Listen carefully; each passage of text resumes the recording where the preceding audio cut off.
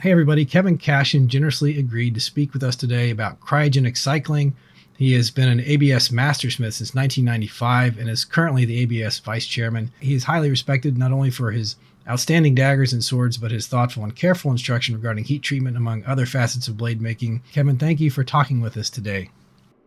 Well, you're welcome. I hope I can be of assistance to as many people as I can.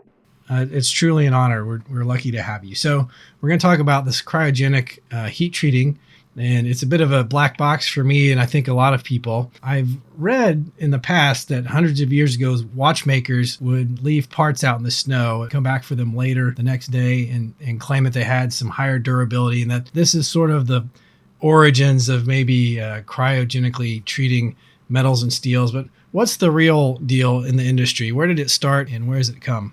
Oh, yeah, that's interesting. That's an interesting story. Without having the actual reference in front of me, I'm not sure how to address that exactly, but it is anecdotal, and anecdotal evidence is in itself useful historically because it kind of gives us an idea of what people were doing at the time. But you got to kind of break it down, the history of something. Did the history of something begin when we actually understood what it was, or does the history begin when we were making observations that could possibly relate to the phenomena that we're referring to? What I find fascinating by the story that you just related is that it was watch parts. What's interesting to me about that is the Huntsman process in the 18th century, producing crucible steel, was, from all my reading, was developed to help with making more accurate springs for timepieces. The interesting thing about that is a crucible process will produce a very high carbon steel. Carbon in levels that could actually be problematic as far as retained austenite. So the story makes complete sense that if you were to lower the temperature on such a steel, that you could actually get a more complete conversion. So yeah, I find that really fascinating. Now the actual history, as far as what we understand, I would say probably the early part of the 20th century. Certainly, if you review the works of legendary figures like Bain in the metallurgy, they definitely had a grasp of it and were explaining it quite well. As far back as the 1930s, things like this were being discussed in some of the textbooks that I have. I want to carry on to the next subject there. You left us with a little tidbit about converting austenite as being part of the reason for the cryogenic treatment. I'm wondering, what all does cryogenically treating steel do?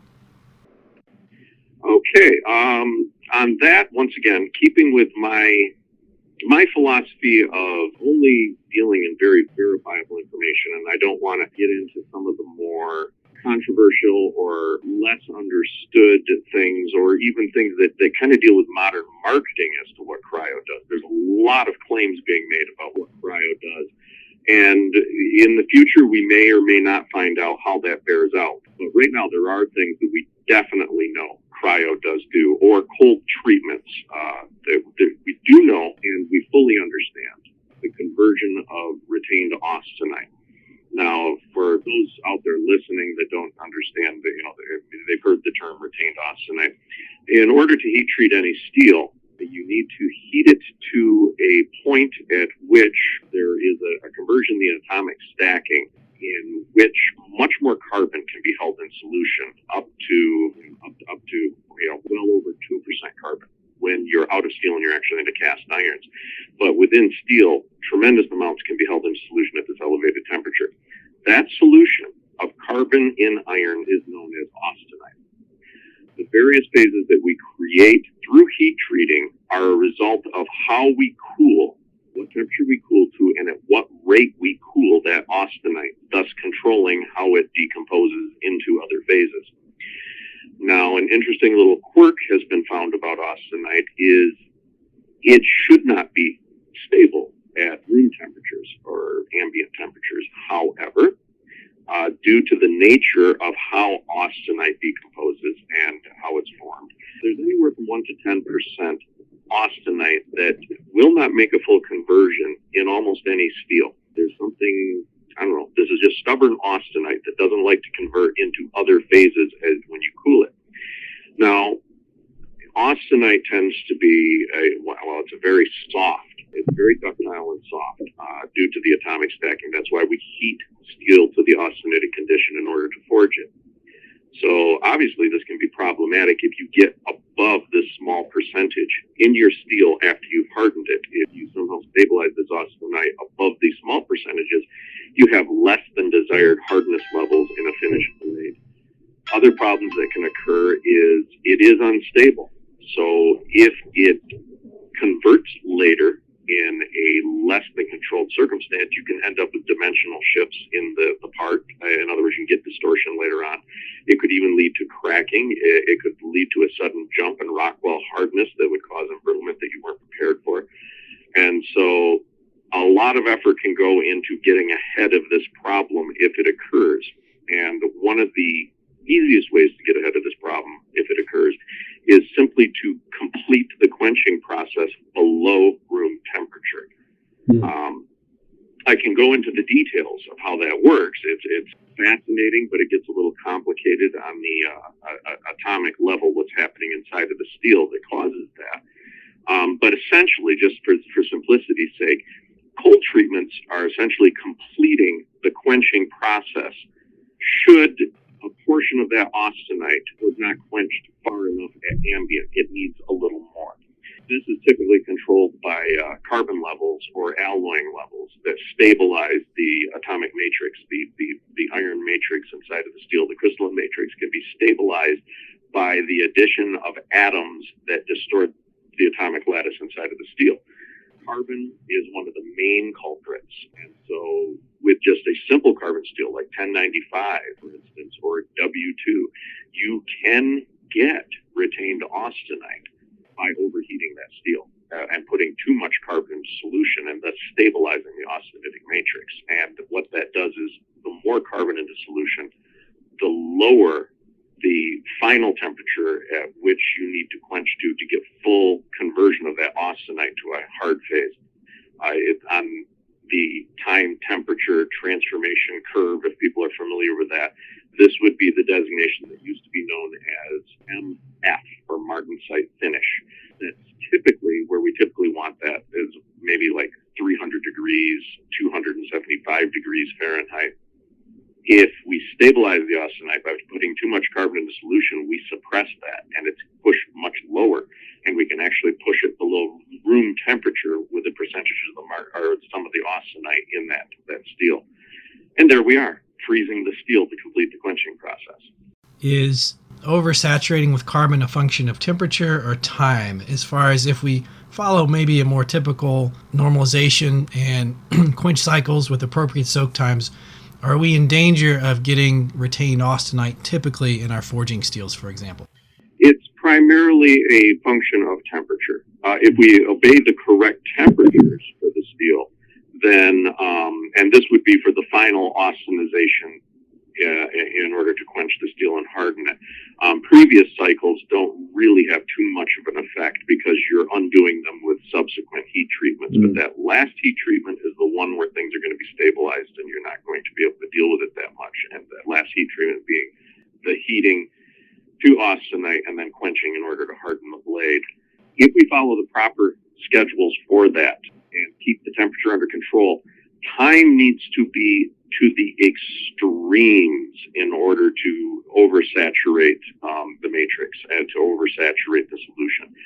And so a typical 5 to 10 minute soak at the recommended temperature has very little danger of doing this. But temperature is very powerful, and if you just spike as much as 50 degrees over that recommended temperature, now time can be a dangerous thing, or at least the temperature combined with the time. So this is why temperature control with a steel that has in excess of, say, 8.8% carbon is so much more critical than a steel with like 0.7 to 0.8% carbon. Much more forgiving in that carbon range. Whereas the higher carbon ranges, the carbon is there, but it's locked up in carbide. And the higher the temperature, the more we unlock, and we can very quickly overshoot and end up with retained austenite issues.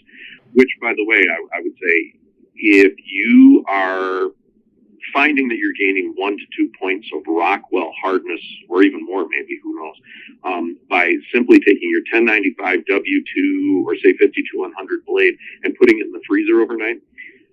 The best way to cure that, because what you're doing right now is you're putting a Band-Aid on the symptom. The best way to cure that is to back off and control your heat. You've obviously overheated this simple steel to get this to occur. Very interesting. So what common knife steels might benefit from a cryogenic cycle? You touched on a little bit, but can you be a little more specific? Are we wasting our time with some of the steels, or are we really adding something to our product? Based on retained austenite alone, there can be some benefit to almost any steel, but it's the point of diminishing returns as to whether the operation is actually worth it. As I said, most simple carbon steels will actually can actually have from 1 to 6% retained austenite just naturally, and through proper heat treating you can get that down in the small, like 1 to 3%. I don't know if many people are actually heat treating or even pushing their blades to the level that you're going to notice that 1 to 3% conversion. And so if there's a point of diminishing returns there, if you are overheating your steel and you're pushing it to 10% or above in retained austenite, then you are going to see a very noticeable improvement in the steel through freezing. But there's a better method, and that's simply not to overheat. Now, moving on, alloy. So far, I've only talked about carbon content as a function of retained austenite, or as its effect. Some steels are inherently prone to retained austenite due to alloying elements, because even more powerful in its effect in stabilizing austenite is something like chromium or nickel. And as to which steels would really benefit from this, once your chromium or nickel content, even manganese to some extent, can have an effect on this, but nickel is a real culprit. If you start getting up in that 4 to 12% range, and certainly when you're up to a 12% chromium content, almost any steel is going to benefit from a cryogenic treatment or a freezing treatment due to retained austenite, because it's unavoidable. You are going to have retained austenite with those steels due to that alloying effect of stabilizing the austenitic, the crystalline structure of that austenite. A testament to the power of nickel in stabilizing austenite is austenitic stainless steels. It's the nickel content that makes them permanently austenitic. Literally, they're locked in austenite at room temperature forever due to the nickel content, and so the magnet won't even stick to them. So nickel is a very useful alloy element, but it can it can complicate matters. Let's put it that way. So I would say the richer your alloying content, the more benefits you're going to get from freezing the steel. And freezing, I mean, for just simple conversion of austenite and simple carbon steels, the temperatures we're looking at, they're from minus 70 degrees Fahrenheit to about 110 degrees Fahrenheit should be enough to convert most of the, oops, I overheated it, type retained austenite. If you really want to zap this stuff and be sure, and you want to get the most out of it, then you can go to more extreme measures like liquid nitrogen, because now we're dealing with 320 degrees below 0 Fahrenheit, and you're certainly going to get very aggressive with converting that austenite and doing that. Going back to what I was saying, simple carbon steels, it's a matter of how well that initial heat treatment was nailed, how accurately you were able to hold the precise temperatures and not put too much carbon in solution. But as you add more alloying elements, particularly chromium and nickel, then we start getting to where no matter how well you've done your initial heat treatment, you're still going to see some benefits from freezing that steel, because it's naturally below room temperature. How cold is cold enough? You touched on sort of a dry ice range and then a liquid nitrogen range. I take it that putting something in your freezer might help a little bit, but probably isn't going to take care of a lot of the retained austenite. Yeah, I just recently did some tests because I'm working on some things that I'm hoping to present soon, dealing with 5200, and 5200 tends to be really retained austenite prone steel, if you overheat it, I've seen it really drastically reduce in its hardness capabilities due to overheating. Just an overnight in the freezer, which you're in that, you're close to that minus 70 degrees Fahrenheit range. An overnight in the freezer could gain you 1 to 1.5 points Rockwell, which I did achieve that in overheated samples just by throwing it in the freezer overnight. And then there was much more there was even more than that with with liquid nitrogen. And the most common way, if you just want to get it very cold, and industry has done this too, is dealing with like dry ice and acetone. I don't know if I want to push too many hazardous solvents being mixed with dry ice and stuff, but people know the recipes, and without getting any of that direction from me, they can find it out there. But certainly the dry ice range is enough to help convert that. Once again, I overheated my steel a little bit. Carbon-based retained austenite. What are the downsides or the risks of cryogenic treatments? I know I can think of at least one major one that I've run into, but from your standpoint, what types of things do we need to look out for? At what point does sort of the risk-benefit ratio get a little bit too wonky? Okay, downsides. Obviously, if you're getting diminishing returns for what the cost is of it, that you can run into issues with that. But not really the downsides that I can think of immediately, but the proper application. And that's where, is it worth for you to do? Yes, if you're doing it properly. If you're not doing it properly, then you're going to be frustrated. The downside is a lot of wasted money, time, and effort.